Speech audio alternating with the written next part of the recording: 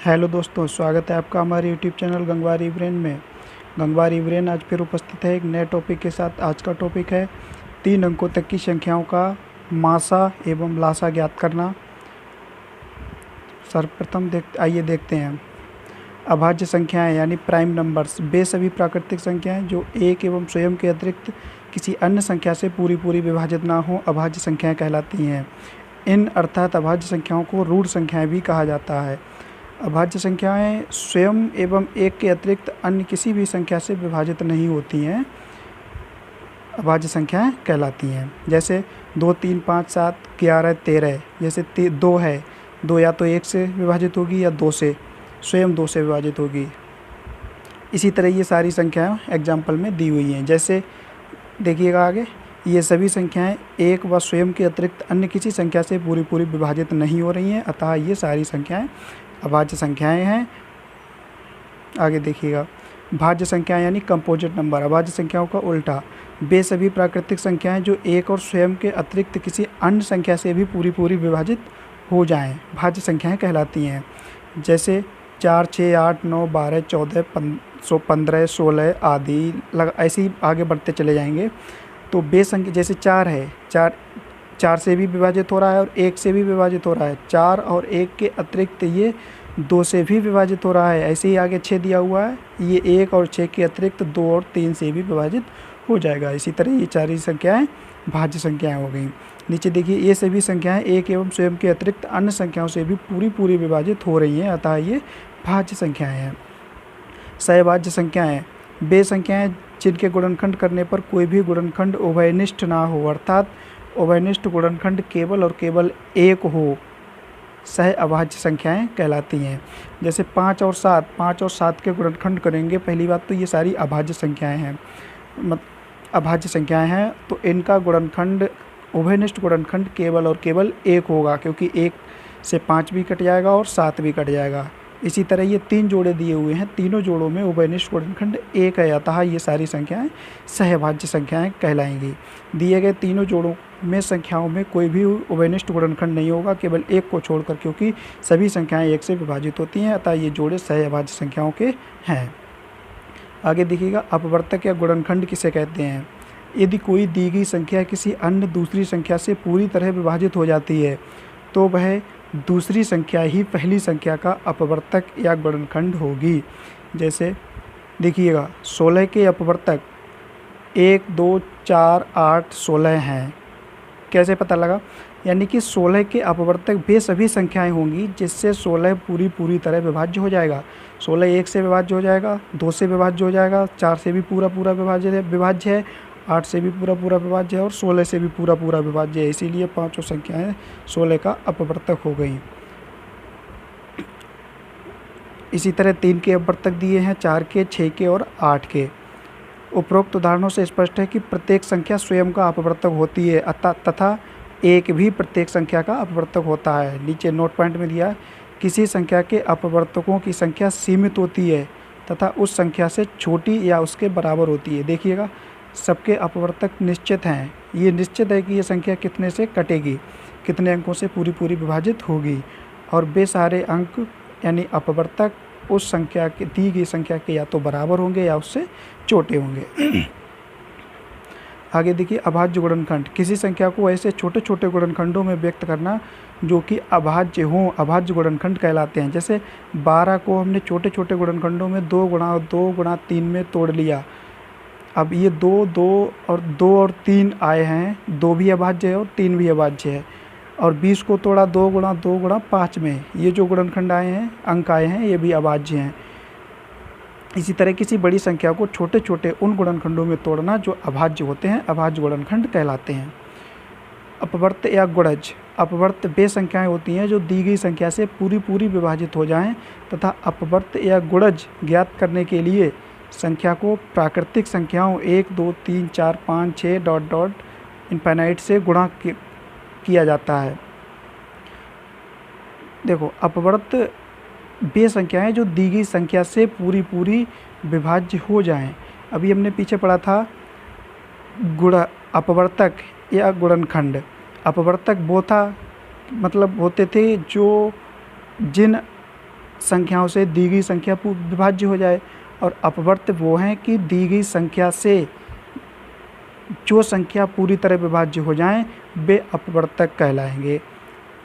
देखिए जैसे 8 के अपवर्तक ज्ञात करने हैं तो 8 को हमने 1 से गुणा किया, पहला अपवर्तक 8 मिल गया, दूसरा 2 से गुणा किया 16 मिल गया, 3 से गुणा किया 24 मिल गया, 4 से गुणा किया 32 मिल गया, 5 से गुणा किया 40 मिलेगा, 6 से गुणा किया 48 मिल गया। इसी तरह आगे भी गुणा कर सकते हैं।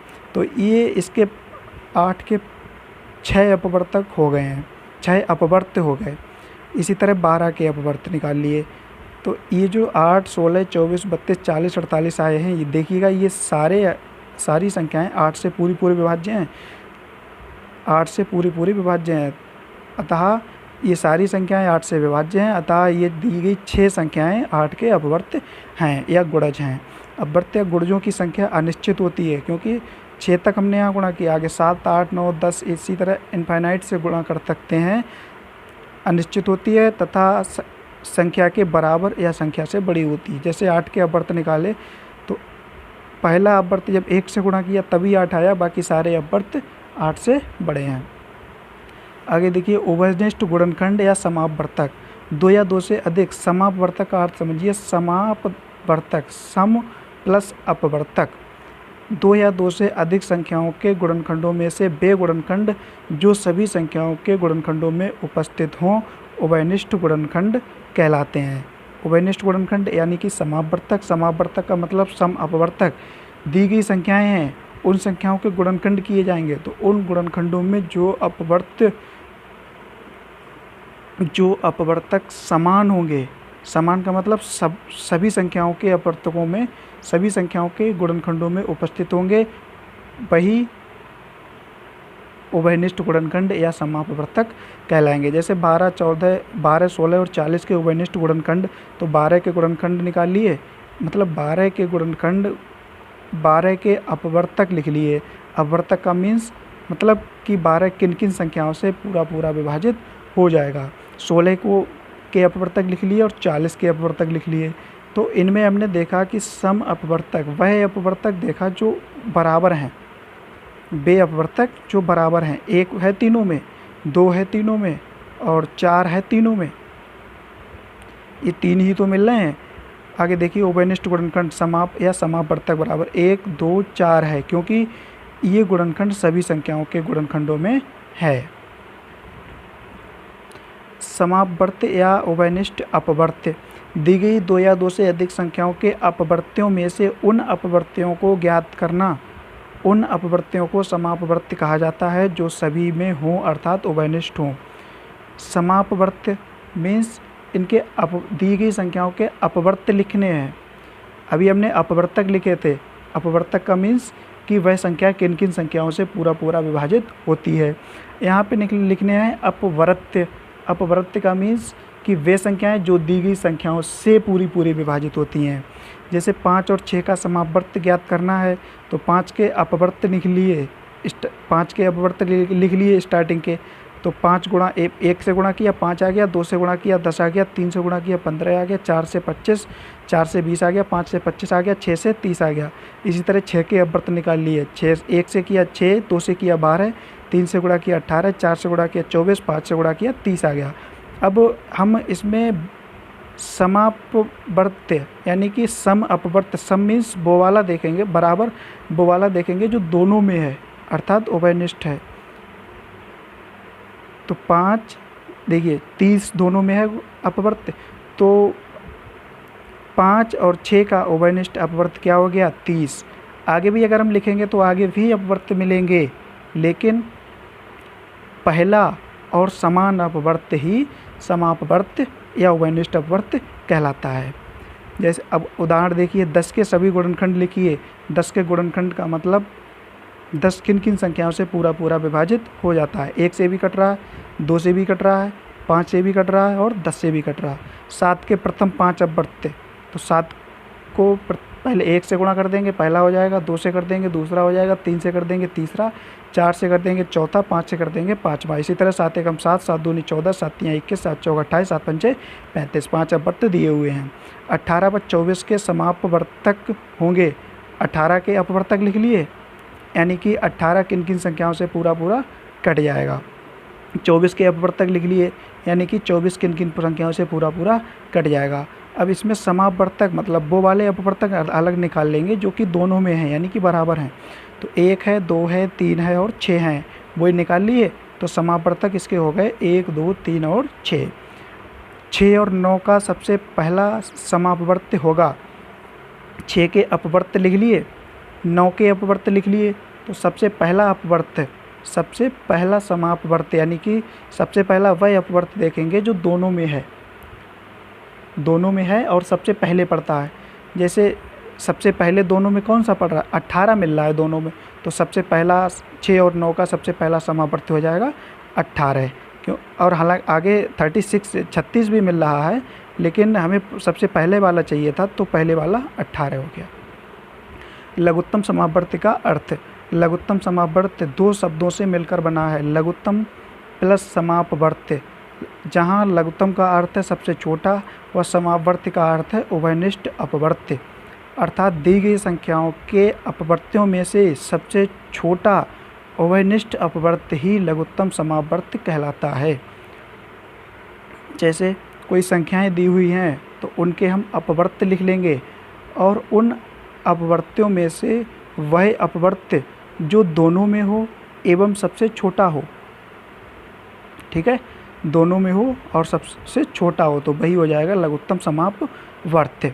देखिएगा, जैसे 8 व 12 के लघुत्तम समापवर्त्य ज्ञात करना है, तो 8 के अपवर्त्य लिख लिए, 8, 16, 24, 32, 40, 48। इसी तरह 12 के लिख लिए, 12, 24, 36, 48, 60 और 72।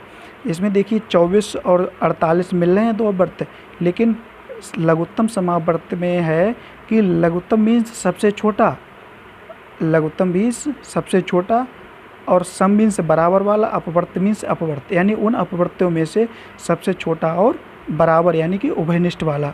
तो सबसे छोटा और उभयनिष्ठ 24 है, तो लघुत्तम समापवर्त्य 24 हो गया।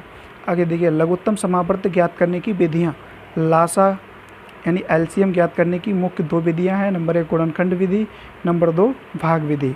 नंबर 1 गुणनखंड विधि देखते हैं। इस विधि में संख्याओं को छोटे छोटे अभाज्य गुणनखंडों के रूप में व्यक्त करके उनको घातांकों के रूप में लिखते हैं व अधिकतम घात वाली संख्या को लिखकर गुणा करते हैं। वही गुणनफल ही उन संख्याओं का लासा कहलाता है। यानी दी गई संख्याओं को छोटे छोटे अभाज्य गुणनखंडों में व्यक्त कर लेंगे, उन अभाज्य गुणनखंडों की घात लगाएंगे, घातांक घातों के रूप में लिख लेंगे, तो लघुत्तम समापवर्त्य में सबसे बड़ी घातों की गुणा ही, सभी गुणनखंडों की सबसे बड़ी घातों की गुणा ही लघुत्तम समापवर्त्य या लासा कहलाएगी। जैसे नीचे दिया 36, 48 व 80 के गुणनखंड विधि से लासा ज्ञात कीजिए। तो 36 के छोटे अभाज्य गुणनखंड कर लिए, तो 2 गुणा 2 गुणा 3 गुणा 3, यानी 2 बार 2 आए, 2 बार 3 आए, तो हमने 2 को 2 की घात 2 में लिख लिया, 3 को 3 की घात 2 में लिख लिया। इसी तरह 48 के 2 बार 3 आए हैं, नहीं 4 बार 3 आए, 2 आए हैं और 1 बार 3 आया, तो इसे 2 की घात 4 गुणे 3 की घात 1 लिख लिया। आगे इसी तरह 80 में 4 बार 2 आए हैं, 5 बार मतलब 1 बार 5, तो 2 की घात 4 और 5 की घात 1, अतः लासा बराबर सभी अंकों की बड़ी घात। तो पहले 2 प्रयुक्त हुआ है तो 2 की घात 4 आ गई, 3 भी आया है, 3 की घात सबसे ज़्यादा 2, 5 की घात सबसे ज़्यादा 1, तो इनका लासा हो जाएगा 2 की घात 4 का मतलब 16, 3 की घात 2 का मान 9 और 5 की घात 1 का मान 5। 16 पंजे 80 गुणा 9 बराबर 720।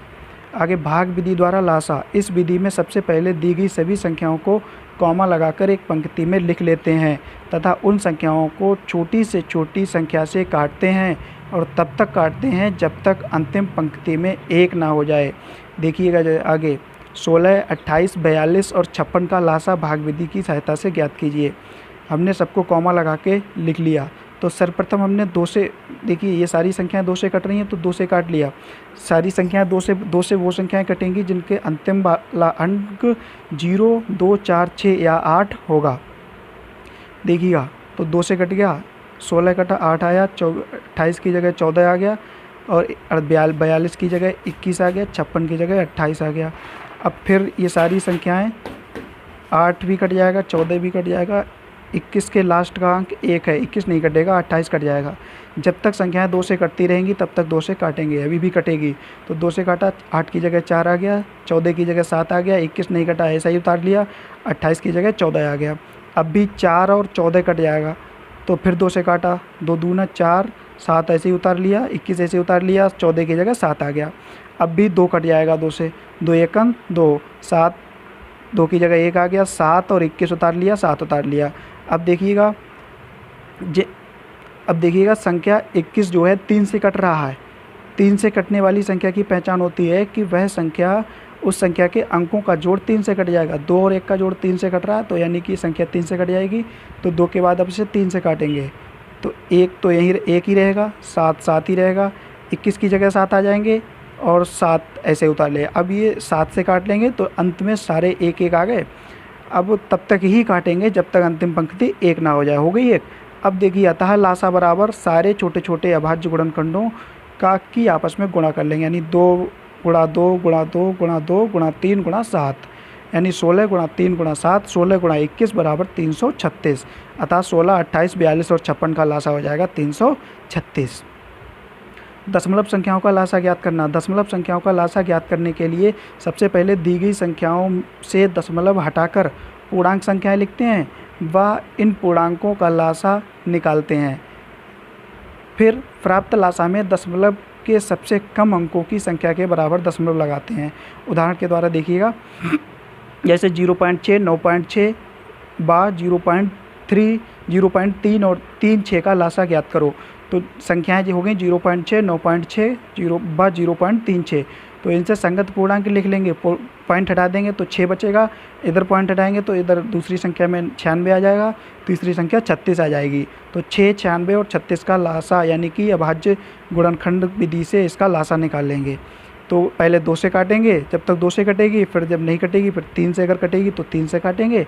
तो ये 5 बार 2 से कटा है, 2 बार 3 से कटा है, अंत में 1 1 आ गया। तो संगत पूर्णांकों का लासा आ जाएगा सबकी अभाज्य गुणनखंडों की गुणा।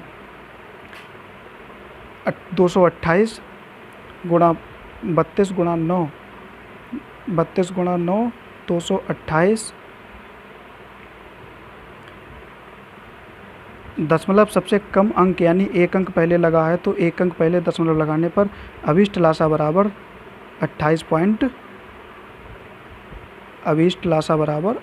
28.8। आगे देखते हैं भिन्नों का लासा। भिन्नों का लासा सूत्र बराबर अंशों का लासा बटे हरों का मासा। एग्जाम्पल देखिएगा, जब भिन्नों का लासा निकालेंगे तो भिन्न अंश और हर के रूप में दी होती है, तो ऊपर अंशों का लासा लेंगे और हरों का मासा लेंगे। एग्जाम्पल दिया 2/7, 9/14 व 5/7, ये 3 भिन्नें दी हुई हैं, इनका लासा निकालना है। तो अभिष्ट लासा बराबर अंशों का लासा अर्थात 2, 9 और 5 का लासा बटे 7, 14 और 7 का मासा बराबर 2, 9 और 5 का लासा निकालेंगे तो 90 आएगा, 7, 14 और 7 का मासा निकालेंगे 7 आएगा। अभिष्ट लासा हो जाएगा 90/7। आगे देखिए घातांकों का लासा। यदि आधार समान हो तो अधिकतम घात वाली संख्या ही अभिष्ट लासा होती है। जैसे ये 3 संख्याएं दी हैं, 2 की घात 5, 2 की घात 6 व 2 की घात 8। इनका लासा निकालना है तो लासा बराबर बड़ी घात, तो 2 की घात 8 सबसे ज़्यादा है तो लासा हो गया 2 की घात 8। दूसरा पॉइंट देखिए, 2 की घात -3, 3 की घात -1, 8 और 3 की घात -11, इसका लासा निकालना है तो लासा बराबर बड़ी घात वाली संख्या। और देखिएगा पॉइंट दिया हुआ है, निगेटिव चिन्ह होने पर सबसे छोटा अंक ही बड़ा होता है। निगेटिव चिन्ह होने पर सबसे छोटा अंक ही बड़ा होता है। जैसे ऊपर बड़ी घात 2 की घात, सबसे बड़ी घात 2 की घात 8 आई थी, तो यहाँ पर माइनस में 3 दिखने में कम है, लेकिन सबसे बड़ा यही है -3, तो सबसे बड़ी घात हो जाएगी 2 की घात -3, तो यही अभिष्ट लासा हो जाएगा। आगे देखिए बीजगणित में लासा। सारे पद गुणा में नियम है कुछ, सारे नंबर 1 सारे पद गुणा में हों व घात रूप में दिए हों। नंबर 2 गुणा वाले पदों की सबसे बड़ी घात वाले पदों की गुणा ही अभिष्ट लासा होगी। जैसे example 1, x² by Z, x की घात 2 है, y की घात 1 है, z की घात 1 है, कामा x की घात 1, y की घात 2, z की घात 1, कामा x की घात 3, y की घात 3, z की घात 3 का लासा निकालना है। चूँकि x की देखो लासा तो वही होगा कि हम x बाई जेड ये 3 चर दिए हुए हैं तो तीनों की सबसे बड़ी घात हम ले लेंगे, उन्हें उनकी आपस में गुणा कर लेंगे, वही क्या हो जाएगा, लासा हो जाएगा। तो पहले पद, तीनों पदों में देखते हैं x की सबसे बड़ी घात कितनी है। पहले में 2 है, दूसरे में 1 है, तीसरे में 3 है, तो सबसे बड़ी घात 3 हो गई। y की सबसे बड़ी घात पहले में 1, दूसरे में 2, तीसरे में 3 है, तो सबसे बड़ी घात y की भी 3 हो गई। z की सबसे बड़ी घात 2 है, भाई पहले और दूसरे में 1 1 है, तीसरे में 2 है, तो z की सबसे बड़ी घात हो गई 2। अतः अभिष्ट लासा हो जाएगा x की घात 3, y की घात 3, z की घात 3। एग्जाम्पल 2, a माइनस बी का होल स्क्वायर व a square minus b square का लासा निकालेंगे। तो a माइनस बी का होल स्क्वायर बराबर a माइनस बी का होल स्क्वायर, ये तो घात के रूप में ही दिया हुआ है। अगला पॉइंट है a square minus b square, अगला व्यंजक। तो ये जो है दो वर्गों के बीच का, दो वर्गों का अंतर हो रहा है। तो दो वर्गों का अंतर जहाँ पे होता है वहाँ पे सूत्र लगता है वर्गांतर। तो a square minus b square, इसको वर्गांतर सूत्र में दोनों को एक बार जोड़ लेंगे, एक बार घटा लेंगे। a प्लस बी एक ब्रैकेट हो गई, a माइनस बी दूसरी ब्रैकेट हो गई। तो अब लासा निकालेंगे, तो लासा में सबसे बड़ी घात आ जाएगी a माइनस बी है, पहले में, दूसरे में भी a माइनस बी है, तो इसकी सबसे बड़ी घात कितनी है, 2। तो a माइनस बी की घात 2 आ गई। बाकी बचा हुआ पद a प्लस बी आ गया। लासा में गुणांक मतलब गुणनखंड सारे लिए जाएंगे और उनकी बड़ी घात ली जाएगी। महत्तम समापवर्तक का अर्थ, 2 या 2 से अधिक संख्याओं का मासा वह महत्तम अर्थात बड़ी बड़ी संख्या होती है जिससे दी गई सभी संख्याएं पूरी तरह विभाजित हो जाएं। 2 या 2 से अधिक संख्याओं का मासा वह महत्तम अर्थात बड़ी से बड़ी संख्या होती है जिससे दी गई सभी संख्याएं पूरी विभाज्य हो जाएं, अर्थात सबसे बड़ा उभयनिष्ठ अपवर्तक ही महत्तम समापवर्तक कहलाता है। महत्तम समापवर्तक, महत्तम मीन्स सबसे बड़ा, सम मीन्स बराबर वाला या उभयनिष्ठ वाला, अपवर्तक मीन्स अपवर्तक, अर्थात अपवर्तकों में से वह अपवर्तक जो सबसे बड़ा हो और उभयनिष्ठ हो। जैसे 36 और 54 का महत्तम समापवर्तक होगा, तो 36 के हमने अपवर्तक लिख लिए। अपवर्तक का मीन्स 36 किन किन संख्याओं से कटेगा, 54 के अपवर्तक लिख लिए कि 54 किन किन संख्याओं से कटेगा। अतः सबसे बड़ा उभयनिष्ठ अपवर्तक क्या आया, 18। देखिए है तो एक भी उभयनिष्ठ अपवर्तक, 2 भी उभयनिष्ठ है, 3 भी उभयनिष्ठ अपवर्तक है, 9 भी उभयनिष्ठ अपवर्तक है, लेकिन इन सब में सबसे बड़ा कौन सा है, 18 है। सबसे बड़ा 18 है, दोनों में मिल रहा है, तो सबसे बड़ा उभयनिष्ठ अपवर्तक क्या हुआ, 18। तो यही हो गया महत्तम समापवर्तक। महत्तम समापवर्तक ज्ञात करने की विधियाँ, महत्तम समापवर्तक ज्ञात करने की 2 विधियाँ हैं। नंबर 1 गुणनखंड विधि। गुणनखंड विधि में भी 2 प्रकार से निकाले जाते हैं, गुणनखंड या अपवर्तकों द्वारा। नंबर 2 है बी है अभाज्य गुणनखंडों द्वारा, और दूसरा पॉइंट है भाग विधि द्वारा। पहले गुणनखंड द्वारा देखते हैं। गुणनखंड विधि द्वारा, गुणनखंड या अपवर्तकों द्वारा सबसे पहले दी गई संख्याओं के गुणनखंडों या अपवर्तकों को लिखते हैं तथा सबसे बड़ा गुणनखंड या अपवर्तक ही अभीष्ट मासा कहलाता है। जैसे 8, 12 और 28 का मासा, तो 8 के अपवर्तक लिख लेंगे, यानी कि 8 किन किन संख्याओं से विभाजित होगा। 12 के अपवर्तक लिख लेंगे, यानी 12 किन किन संख्याओं से विभाजित होगा। 28 के अपवर्तक लिख लेंगे, इट मीन्स 28 किन किन संख्याओं से विभाजित होगा। तो इन सभी संख्याओं में सबसे बड़ा और उभयनिष्ठ अपवर्तक देख लेंगे, वही इनका मासा हो जाएगा। यस, 1 भी है, 2 भी है, लेकिन सबसे बड़ा 4 है जो उभयनिष्ठ भी है और सबसे बड़ा भी है, अपवर्तक भी है। तो सबसे बड़ा उभयनिष्ठ अपवर्तक हो गया 4, अर्थात मासा हो गया 4। आगे देखिए अभाज्य गुणनखंड विधि द्वारा सबसे पहले दी गई संख्याओं को अभाज्य गुणनखंड ज्ञात करते हैं, फिर सभी संख्याओं में उभयनिष्ठ गुणनखंडों की आपस में गुणा करते हैं। अभाज्य गुणनखंड द्वारा सबसे पहले दी गई संख्याओं के अभाज्य गुणनखंड ज्ञात करते हैं, फिर सभी संख्याओं में उभयनिष्ठ गुणनखंडों की आपस में गुणा करते हैं, वह गुणा ही उन संख्याओं का मासा कहलाती है। जैसे 54 के अभाज्य गुणनखंड कर लिए 2 गुणा 3 गुणा 3 गुणा 3, 84 के कर लिए 2 गुणा 2 गुणा 3 गुणा 7, 106 के कर लिए 2 गुणा 53। तो इन तीनों में उभयनिष्ठ का मीन्स कॉमन फैक्टर, कॉमन गुणनखंड क्या है, 2 है। तो अभीष्ट मासा हो जाएगा 2। गुणनखंड तो बहुत हैं, 2 भी हैं, 3 भी हैं, 7 भी हैं, 53 भी हैं, लेकिन कॉमन क्या है, 2 है तीनों में, तो वही उभयनिष्ठ मासा हुआ गया। अभीष्ट मासा बराबर उभयनिष्ठ गुणनखंड, उभयनिष्ठ गुणनखंड है 2। दूसरा उदाहरण देखिएगा, 108, 144 व 180 का मासा ज्ञात करो। तो 108 के अभाज्य गुणनखंड लिख लिए, यानी कि 108 के अभाज्य गुणनखंड का मीन्स है, मतलब है 108 को हमने छोटे छोटे अभाज्य गुणनखंडों में तोड़ के लिख लिया। 144 को के अभाज्य गुणनखंड करके लिख लिए, 180 के अभाज्य गुणनखंड। तो अब इनमें कॉमन देखेंगे जो तीनों में हैं, तो एक बार 2 मिल रहे हैं और 2 बार 3 मिल रहे हैं। तो 2 बार 2 मिले, 2 बार 3 मिले, तो इनकी गुणा कर लेंगे, 2 गुणा 2 गुणा 3 गुणा 3, 2 दूनी 4, 3 तियाँ 9, 9 चौक 36, यानी इन तीनों संख्याओं का मासा हो जाएगा 36। आगे भाग विधि द्वारा मासा, यदि 2 संख्याएं दी गई हों तब छोटी संख्या से बड़ी संख्या को भाग दिया जाता है।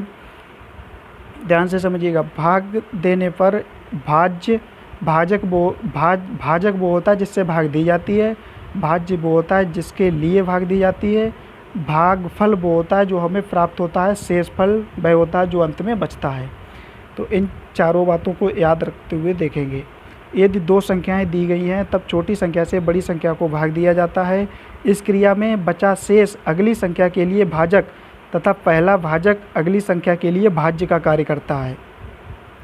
फिर भाग किया जाता है तथा शेष भाजक पुराना भाज्य शेष भाजक बन जाता है तथा पुराना भाजक भाज्य बनकर यही क्रिया तब तक चलती रहती है जब तक शेषफल शून्य नहीं हो जाता है। शेषफल शून्य हो जाने पर प्राप्त अंतिम भाजक ही अभीष्ट मासा होता है। आगे उदाहरण द्वारा देखते हैं।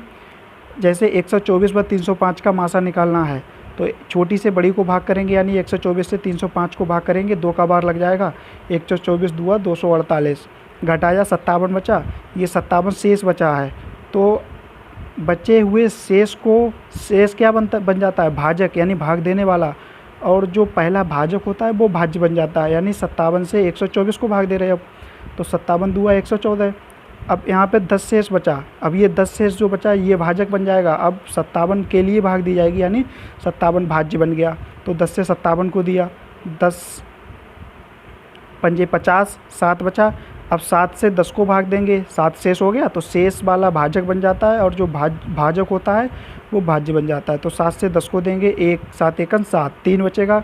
अब 3 से 7 को देंगे तो 3 दूआ 6, अब 1 बचा, 1 से 1 शेष बचा और 3 भाजक है, तो 1 से 3 को देंगे, 1 तिया 3, शेषफल कितना आ गया 0। तो अंतिम भाजक क्या है 1, शेष बराबर 0, 0 शेष होने पर अंतिम भाजक 1, तो अंतिम भाजक ही मासा हो जाएगा, अतः अभीष्ट मासा बराबर 1। आगे देखिएगा, ये तो अभी जो बताया ये तो तब मासा निकाल सकते हैं जब दी गई संख्याएं 2 हैं।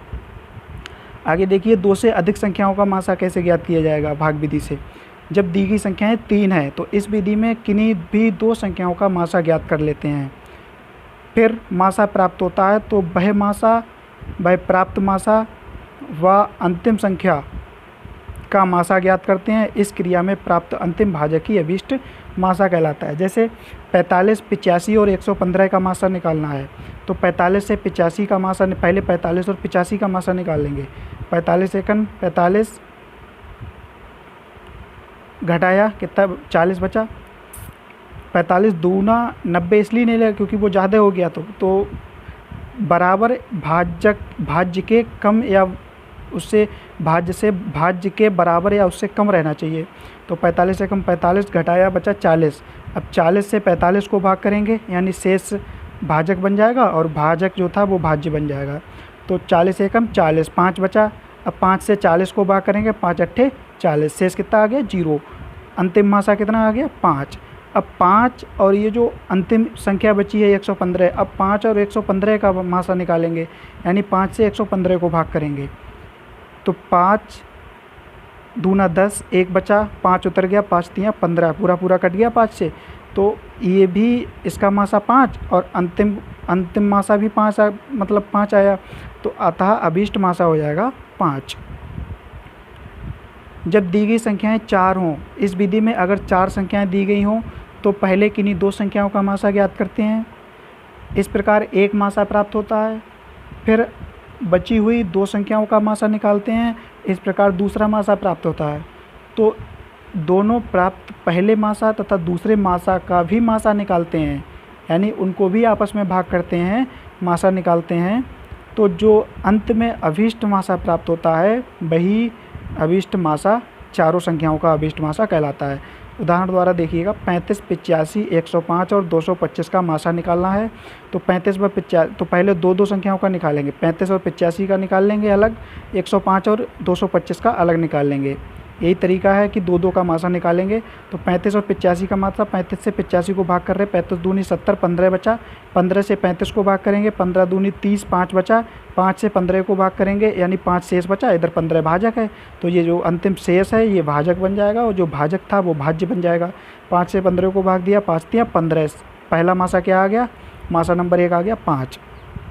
अब 105 और 225 का मासा निकालेंगे, यानी 105 से 225 को भाग करेंगे, 105 दूनी 210, घटाया 15 बचा, 15 शेष है तो शेष भाजक बन जाएगा और जो भाजक था वो भाज्य बन जाएगा। 15 से 105 को भाग करेंगे, 15 सत्ते 105, पूरा पूरा कट गया। दूसरा मासा नंबर 2 आ गया 15। अब मासा नंबर 1 और मासा नंबर 2 का मासा निकालेंगे, यानी कि छोटे से बड़े को भाग देंगे। 5 तिया 15, ये तो पूरा पूरा कट गया। अगर पूरा पूरा नहीं कटता तो इस मासा की विधि से ही तब तक करते जब तक शेषफल शून्य ना हो जाता। यहाँ पर तो पहली बार में ही शेषफल शून्य हो गया, तो अतः चारों संख्याओं का अभीष्ट मासा बराबर 5। भिन्नों का मासा, भिन्नों का मासा बराबर अंशों का मासा, यानी अगर भिन्नों का मासा निकालना है तो भिन्नों के मासा निकालने के लिए अंशों का मासा निकाला जाएगा बटे हरों का लासा। जो भिन्नों का लासा अभी निकाला था तो उसमें ऊपर अंशों का लासा होता था, नीचे हरों का मासा। इसमें भिन्नों का मासा बराबर अंशों का मासा लेंगे, हरों का मासा लासा। जैसे 3/7 व 24/19 का मासा निकालना है तो अंशों का मासा यानी कि 3 और 24 का मासा बटे 7 और 19 का लासा। तो 3 और 24 का मासा निकालेंगे तो 3 आएगा, 7 और 19 का लासा निकालेंगे तो 133 आएगा। आगे देखिए, दशमलव संख्याओं का मासा। सर्वप्रथम दी गई दशमलव संख्याओं से दशमलव हटाकर पूर्णांक रूप में लिखते हैं। अब इन पूर्णांकों का मासा निकालते हैं तथा अंत में मासा में सवाल में अधिकतम अंकों को देखकर ही दशमलव लगा देते हैं, यही अभीष्ट मासा होगा। देखिए, हमने दशमलव का जो लासा निकाला था, लासा में भी यही था कि दशमलव हटाकर बाकी पूर्णांकों का लासा निकालेंगे। फिर उसमें क्या होता था कि लासा में सबसे कम अंक के बराबर दशमलव लगाते थे, मासा में ये है कि सबसे अधिक अंकों के बराबर दशमलव लगाएंगे, सबसे अधिक अंकों के बराबर की जगह पर दशमलव लगेगा। जैसे 1.6 0.24 का मासा निकालना है तो दशमलव हटा लिए, पूर्णांक लिखा है, 1.6 का पूर्णांक दशमलव हटाकर हो गया 16, 0.24 का पूर्णांक हो गया 24। तो 16 के अभाज्य गुणनखंड कर लिए 2 गुणा 2 गुणा 2 गुणा 2, 24 के कर लिए 2 गुणा 2 गुणा 2 गुणा 3। मासा बराबर हो जाएगा कॉमन गुणनखंड, तो मासा बराबर 2 गुणा 2 गुणा 2, मासा बराबर 8। अभी 8 में दशमलव बिल्कुल लास्ट में है, यानी कि 8 के बाद में अधिकतम 2 अंक पहले दशमलव लगाया। देखिए 0.24 में पहले संख्या में 1 अंक पहले लगाया, दूसरी संख्या में 2 अंक पहले, तो अधिकतम वाला दशमलव 2 अंक पहले लगाए तो 2 अंक पहले दशमलव लगेगा। दशमलव अभी बिल्कुल लास्ट में है तो 2 अंक पहले, अंक इसमें 1 ही है तो 1 0 लगा लेंगे, उससे पहले दशमलव लगेगा, अर्थात अभीष्ट मासा बराबर 0.08। घातांकों का मासा। यदि आधार समान हो तो कम घात वाली संख्या की गुणा ही अभीष्ट मासा होगी। जैसे 2 की घात 3, 2 की घात 6, 2 की घात 8, 2 की घात 16 का मासा निकालना है तो छोटी घात, मासा बराबर छोटी घात वाली संख्या, मासा बराबर 2 की घात 3। ये कब निकलेगा? जब आधार समान है। समान आधार का मतलब अगर 2 की ही घात लगी है, 3 की ही घात लगी है, जिसकी घात लगी है वो एक जैसे होने चाहिए।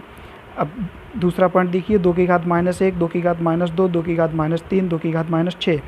मासा बराबर छोटी घात वाली संख्या, नेगेटिव चिन्ह होने पर जो अंक सबसे बड़ा दिखाई देता है वही सबसे छोटा होता है। मासा बराबर सबसे छोटी घात, तो मासा बराबर 2 की घात -6। बीजगणित में मासा। नंबर 1, कुछ नियम सारे पद गुणा में हो व घात रूप में हो। नंबर 2, गुणा वाले पदों की सबसे छोटी घात वाले पदों की आपस में गुणा ही अभीष्ट मासा होगी। देखिएगा, सब एग्जाम्पल दिया है। x की घात 2 है, y की घात 3, z की घात 4। दूसरे फैक्टर में, दूसरे व्यंजक में x की घात 1, y की घात 2, z की घात 2, तीसरे में x की घात 2, y की घात 1, z की घात 3 है। इसका मासा निकालना है, तो लासा में सबसे बड़ी घातें देखते हैं, मासा में सबसे छोटी घात। चूँकि x की सबसे कम घात दूसरे व्यंजक में दी है, x की घात 1, y की सबसे कम घात तीसरे व्यंजक में दी है, x की घात 1, z की सबसे कम घात दूसरे व्यंजक में दी है, z की घात 2। अतः अभिष्ट मासा हो जाएगा x की घात 1 गुणा y की घात 1 गुणा z की घात 2 बराबर x बाई जेड स्क्वायर। दूसरा पॉइंट, x प्लस वाई का होल स्क्वायर व x square minus y square. तो x प्लस वाई का होल स्क्वायर ये तो घात के रूप में लिखा हुआ है, ये इसमें कोई परिवर्तन नहीं करेंगे। ये जो दूसरा व्यंजक दिया है x square minus y square, इसमें वर्ग हो रहे हैं, वर्गों का अंतर है, अंतर का मीन्स घटाओ। दो वर्गों का दो क्रम से दो वर्ग लिखे हैं, उनके बीच में उनका अंतर हो रहा है यानी घटाओ। तो वर्गांतर सूत्र बन जाएगा। वर्गांतर सूत्र में उन पदों को एक बार जोड़ लेते हैं, एक बार घटा लेंगे, यानी कि x प्लस वाई की घात 1 कामा एक्स माइनस वाई। घात 1 मतलब एक बार जब ब्रैकेट है तो घात 1 ही होगी। तो अभिष्ट मासा बराबर कॉमन फैक्टर देखेंगे और उसकी घात, common factor x plus y है, उसकी सबसे छोटी घात है 1, तो अभिष्ट मासा हो जाएगा x प्लस वाई की घात 1। लासा गुणा मासा में, लासा और मासा में संबंध, मासा गुणा लासा बराबर पहली संख्या गुणा दूसरी संख्या। दिए गए सूत्र में 4 मान दिए गए हैं, यदि किन्हीं 3 का पता होने पर चौथे का मान ज्ञात कर लिया जाता है।